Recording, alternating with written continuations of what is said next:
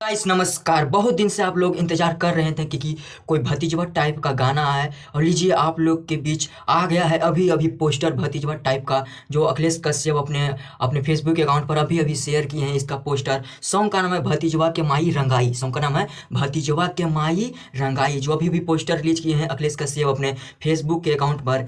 इसको गाए हैं खेसारी लाल यादव और अंतरा सिंह प्रियंका जी ने, और सॉन्ग को लिखे हैं अखिलेश कश्यप। सॉन्ग को अखिलेश कश्यप जी ने लिखे हैं। ये अन्नपूर्णा फिल्म के यूट्यूब चैनल पर रिलीज होगा। इसका अभी अभी टीजर रिलीज होने वाला है 4 बजे। टीजर इसका रिलीज होगा 21 फरवरी 4 बजे इसका टीजर रिलीज होगा भतीजवा के माई रंगाई, जिस सॉन्ग का नाम है। इस म्यूजिक को बनाए हैं बिक्की बॉक्स, म्यूजिक के बिक्की बॉक्स ने बनाए हैं और कंपोज किए हैं शुभम तिवारी जी। और अभी अभी 4 बजे इसका टीजर रिलीज होगा। कल यानी 22 फरवरी सुबह 6:45 में इसका फुल वीडियो होली सॉन्ग का आएगा, भतीजवा के माई रंगाई इसका फुल वीडियो आएगा।